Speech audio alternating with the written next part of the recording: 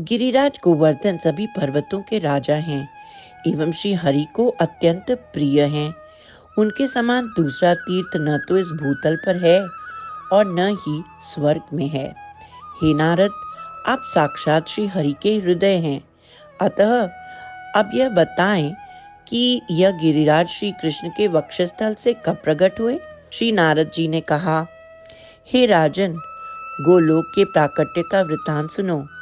वह श्री हरि की आदि लीला से संबद्ध है और मनुष्यों को धर्म, अर्थ, काम तथा मोक्ष चारों पुरुषार्थ प्रदान करने वाला है। प्रकृति से परे विद्यमान साक्षात परिपूर्णतम भगवान श्री कृष्ण सर्वसमर्थ निर्गुण पुरुष एवं अनादि आत्मा है। उनका तेज अंतर्मुखी है। वे स्वयं प्रकाश प्रभु निरंतर रमणशील हैं, जिन पर धामाभिमानी गणनाशील देवताओं का भी ईश्वर काल भी शासन करने में समर्थ नहीं है।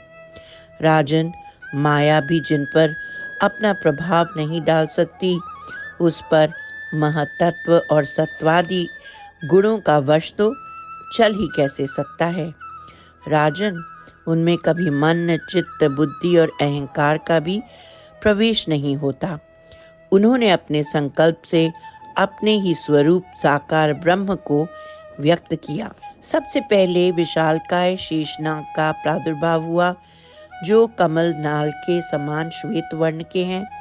उन्हीं की गोद में लोकवंदित महालोक गोलोक प्रकट हुआ, जिसे पाकर भक्ति युक्त पुरुष फिर इस संसार में नहीं लौटता।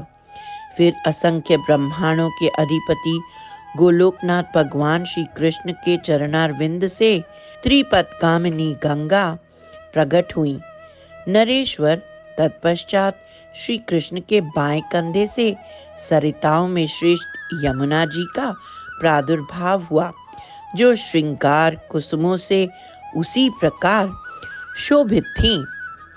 यमुना जी इस प्रकार शोभित थीं जैसे रंगी एवं छपी हुई पगड़ी के वस्त्र की शोभा होती है।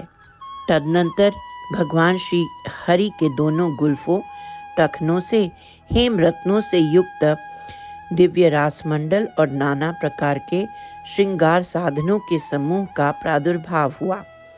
इसके बाद भगवान श्री कृष्ण की दोनों पिंडलियों से निकुंज प्रकट हुआ, जो सभा भवनों, आंगनों, गलियों और मंडपों से घिरा हुआ था।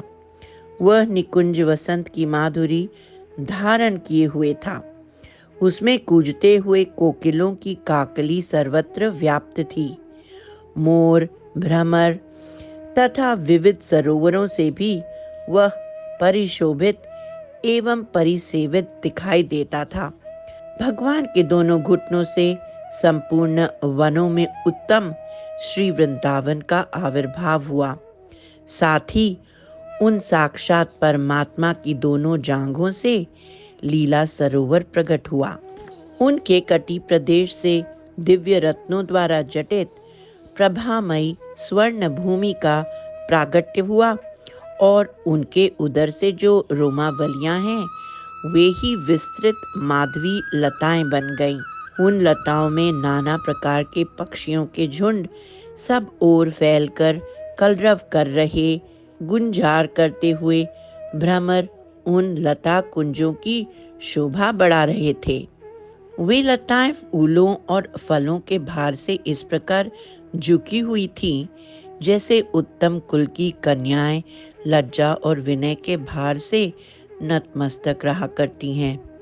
भगवान के नाभि कमल से सहस्रों कमल प्रकट हुए, जो हरि लोक के सरोवरों में इधर उधर सुशोभित हो रहे थे।